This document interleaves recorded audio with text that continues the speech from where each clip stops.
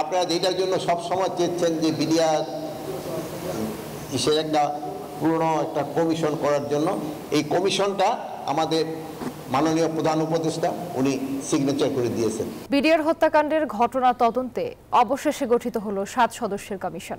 BGB দিবস উপলক্ষে সোমবার পিলখানায় এক অনুষ্ঠানে স্বরাষ্ট্র উপদেষ্টা একথা জানান।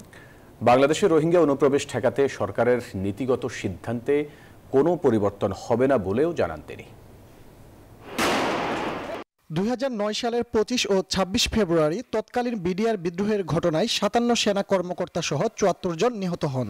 ভুক্তভোগী ও স্বজনদের দীর্ঘদিনের দাবি সুপরিকল্পিত হত্যাকাণ্ড এটি। ঘটনার 1.5 দশক পর অবশেষে বিডিআর হত্যাকাণ্ডের ঘটনায় 7 সদস্যের তদন্ত কমিটি গঠন করেছে সরকার। ALM ফজলুর রহমানের নেতৃত্বে এই তদন্ত কমিশনে সামরিক বাহিনীর 2 জন সদস্য, ঢাকা ও জগন্নাথ বিশ্ববিদ্যালয়ের একজন করে শিক্ষক, সিভিল সার্ভিসের একজন, পুলিশের একজন সিনিয়র কর্মকর্তা রয়েছেন। সোমবার পিলখানায় 29তম বিজিবি দিবসের অনুষ্ঠানে এসব কথা জানান স্বরাষ্ট্র উপদেষ্টা মোহাম্মদ জাহাঙ্গীর আলম চৌধুরী। আপনারা যেটার জন্য সব সময় চেয়েছেন যে বিডিআর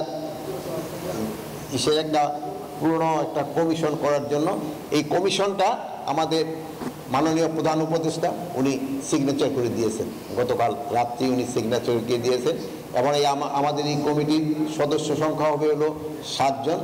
স্বরাষ্ট্র উপদেষ্টা বলেন, বাংলাদেশে রোহিঙ্গা অনুপ্রবেশ ঠেকাতে সরকারের নীতিগত সিদ্ধান্তে কোনো পরিবর্তন হবে না। আমরা রোহিঙ্গাদের কোনো অবস্থায় প্রবেশ করতে দিব না।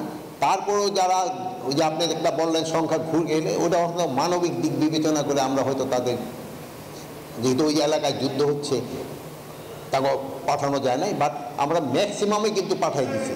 অনুষ্ঠানে কৃতিত্বপূর্ণ কাজের স্বীকৃতি হিসেবে প্রদান করা হয় পদক, সংবর্ধনা দেয়া হয় খেতাবপ্রাপ্ত বীর মুক্তিযোদ্ধা ও তাদের পরিবারকে।